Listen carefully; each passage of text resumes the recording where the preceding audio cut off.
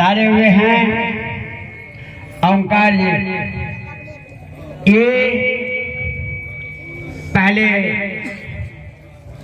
छोटू बाबा की ही सेवा में रहते थे। उनके बाद कुछ दिन या ऋषिकेश चले गए हरिद्वार, और वहाँ जाके कुप्पा घाट से यह संन्यास धारण किए, और अभी किशनपुर में कुटिया बनाकर रह रहे हैं। तो मैं ओंकार जी से अनुरोध करूंगा कि आप रामचरितमानस का जो पाठ हुआ है उस पाठ के आधार पर कुछ कहेंगे। श्री सद्गुरु महाराज की जय। माइक देखिए, जब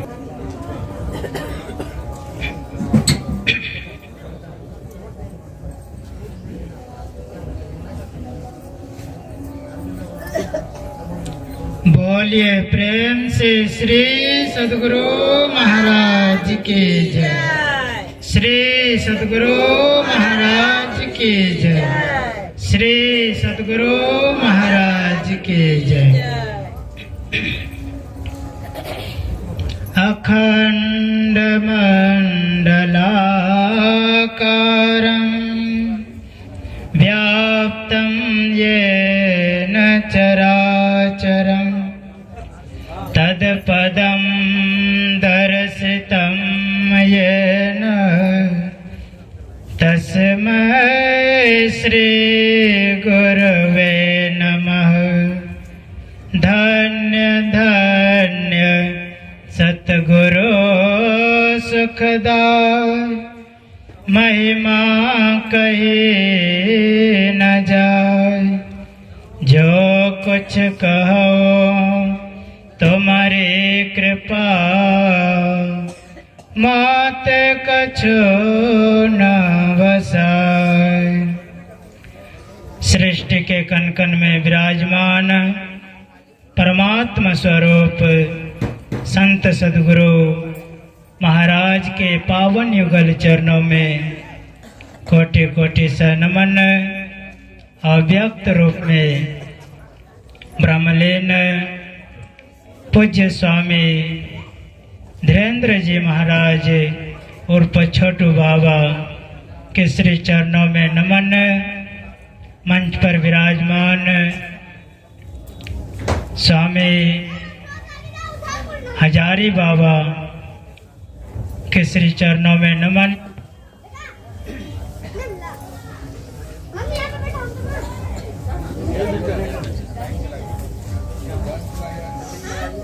जनवृंद, माताओं तथा भक्तिमती बहनों, सबों के श्री चरणों में नमन। अभी हम लोग रामचरितमानस से पाठ को श्रवण किए। भक्ति कहते हैं कि भक्ति हम लोगों को क्यों करना चाहिए। लोग कहते हैं कि हम परमात्मा की भक्ति क्यों करें,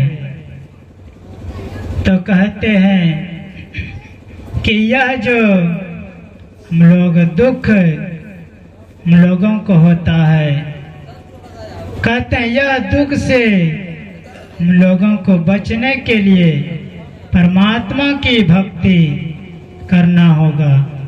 कहते हैं यह ही सिर्फ संसार में जो दुख होता है, कोई शरीर में बीमार है तो वह दुखी है, और इस संसार में लोग बहुतों तरह से दुखी है। कहते हैं कि यह सब दुख बहुत थोड़ा दुख है। गुरु महाराज कहते हैं कि आवागमन सम दुख दूजा, है नहीं जग में कोई। गुरु महाराज कहते हैं कि इस संसार में जितना भी दुख है वह थोड़ा दुख है। इस दुख से एक और विशेष दुख है कहते हैं इस संसार में जन्म लेना और इस संसार से फिर चले जाना, कहते हैं इसके समान इस संसार में और कोई दुख नहीं है। और गुरु महाराज इस दुख से बचने का उपाय भी बताए हैं। इसके आगे कहते हैं कि इसके निवारण के लिए प्रभु भक्ति करनी चाहिए। कहते हैं अगर हम लोग इस दुख से बचना चाहते हैं, इस दुख से छूटना चाहते हैं, तो हम लोगों को परमात्मा की भक्ति अवश्य करना होगा।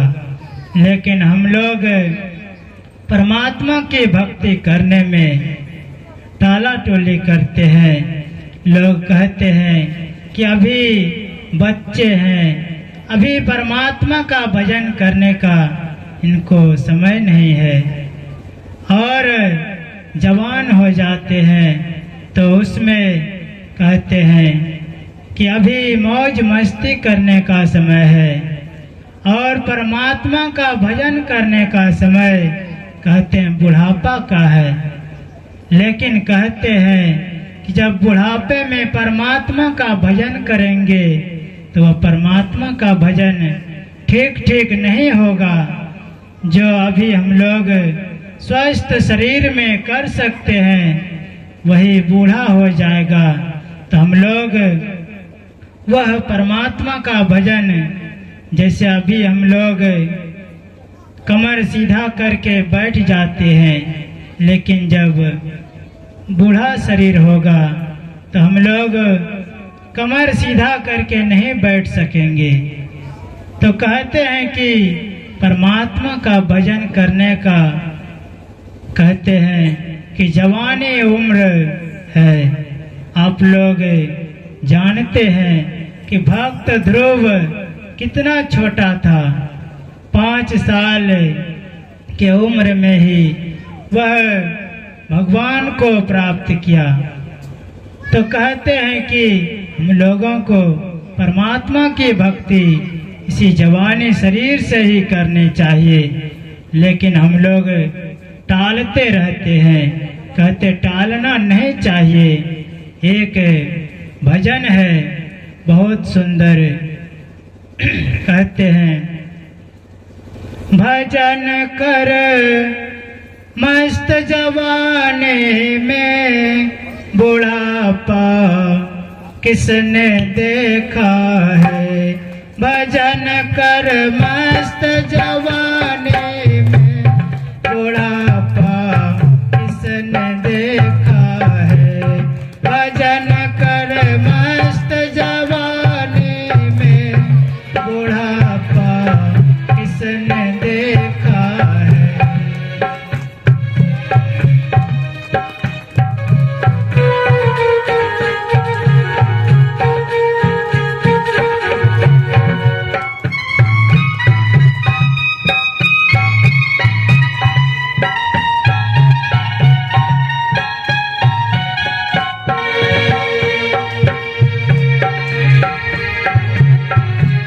भजन कर मस्त जवानी में बुढ़ापा किसने देखा है।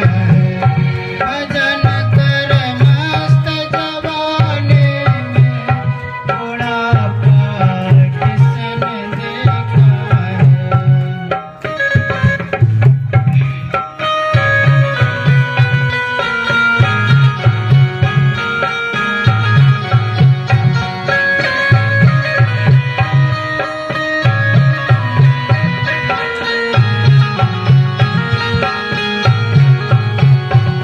कहते हैं कि भजन हम लोगों को जवानी शरीर में ही करनी चाहिए। कहते हैं कि अगर जवानी शरीर में नहीं करेंगे तो कहते हैं हम लोग बूढ़े शरीर में उतना नहीं कर सकेंगे। कहते हैं कि इसके आगे कहते हैं कि आकाश से अंधे हो जाओगे, आकाश से अंधे हो जाओगे।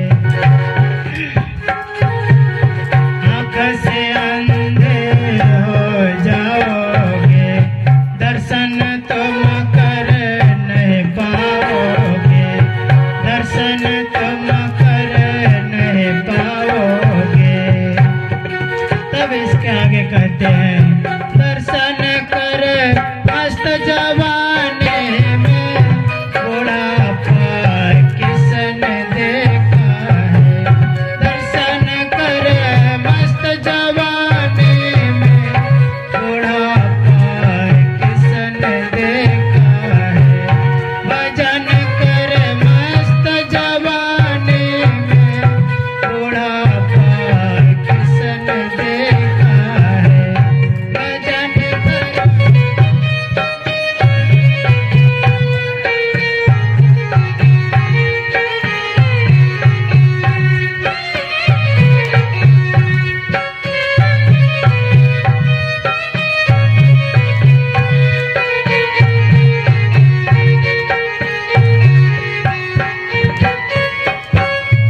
इसके आगे और कहते हैं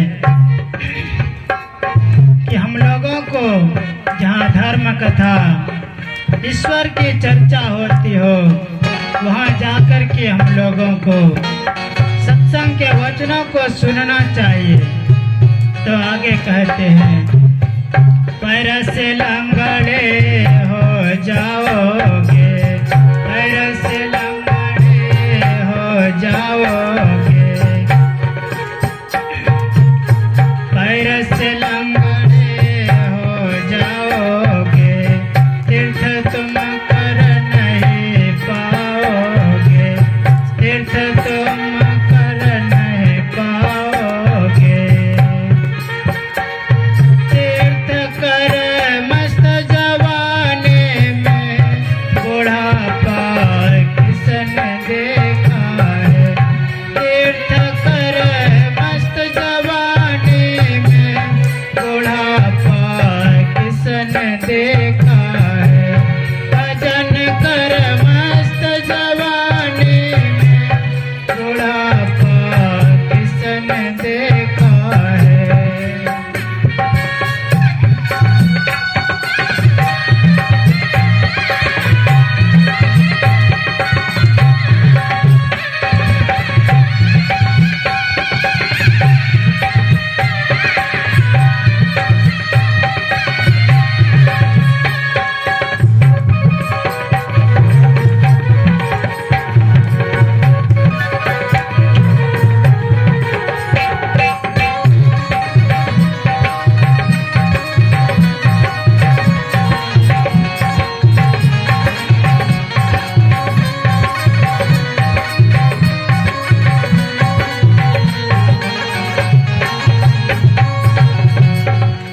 और आगे कड़ी में कहते हैं कि कान से बहरे हो जाओगे, कान से बहरे हो जाओगे, भजन तुम सुन नहीं पाओगे, भजन तुम सुन नहीं पाओगे, भजन सुन मस्त जवानी में बुढ़ापा किसने देखा है, भजन सुन मस्त जवानी में बुढ़ापा किसने देखा है, भजन कर मस्त जवानी में बुढ़ापा।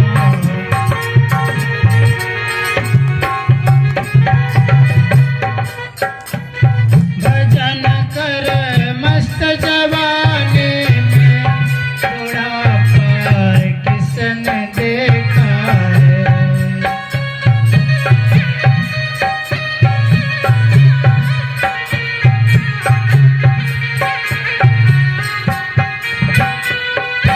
और आगे कड़ी में कहते हैं कि अभी हम लोग स्वस्थ हैं तो परमात्मा का नाम ठीक ठीक से हम लोग ले सकते हैं, वही जब बूढ़ा शरीर हो जाएगा तो हम लोग परमात्मा का नाम ठीक ठीक नहीं ले सकेंगे।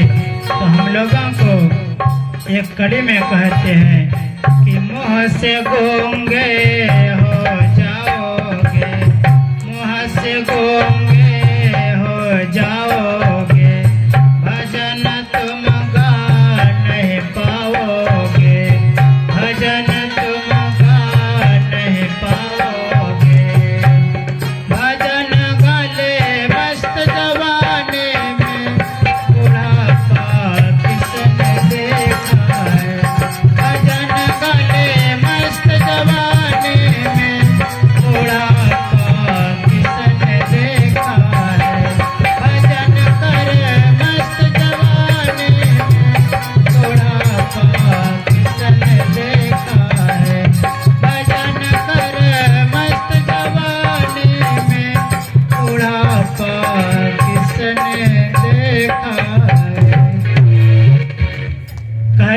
कि यह परमात्मा यह नहीं सोचते हैं, चाहते हैं कि हम लोग को इस संसार से बूढ़ा होकर के ही परमात्मा ले जाएंगे। कहते हैं यह शरीर का कोई ठिकाना नहीं है। कहते हैं पानी का सा बुदबुदा, यह तन ऐसा होए।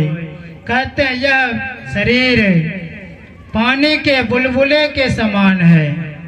हम लोग देखते हैं कि जब पानी पड़ता है तो उसमें बुलबुला उठता है और कुछ बुलबुला उठते ही फूट जाता है और कुछ बुलबुला उठता है, कुछ दूर तक जाता है तब वह फूटता है और कुछ बुलबुला उससे अधिक दूर जाता है और फूटता है।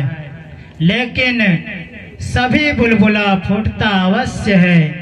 इसीलिए कहते हैं कि आए हैं सो जाएंगे राजा रंक फकीर, एक सिंहासन चढ़ी चले एक बंधे जात जंजीर।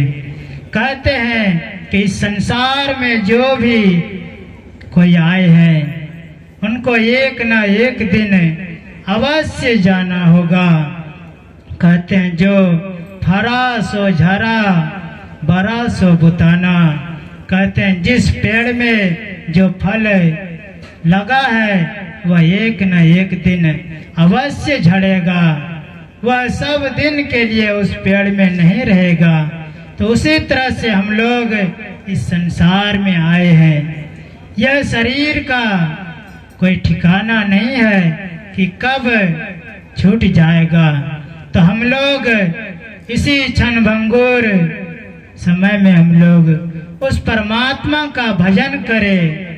और जब परमात्मा का भजन करेंगे तो कहते हैं कि इस जन्म में नहीं, अगले जन्म में नहीं, लेकिन एक न एक दिन हम लोग उस परमात्मा में मिल करके एक मेक हो जाएंगे। और फिर इस संसार में जो हम लोग जन्म मरण के चक्र में पड़े हैं, इस जन्म मरण के चक्र से छुटकारा पा लेंगे, छुट्टी पा लेंगे।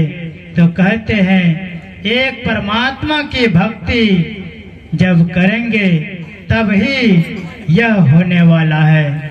जब तक हम लोग परमात्मा की भक्ति नहीं करेंगे तब तक हम लोग इस जन्म मरण के चक्र से नहीं छूट सकते हैं। तो हम लोगों के बीच पूज्य बाबा विराजमान है, तो हम लोग उनके मुखारबिंद से विशेष रूप से सुनेंगे तो बहुत लाभ होगा। श्री सद्गुरु महाराज की जय। श्री सद्गुरु महाराज की जय। आग लगे आकाश में, चुई चुई गिरे अंगार, संत जन यदि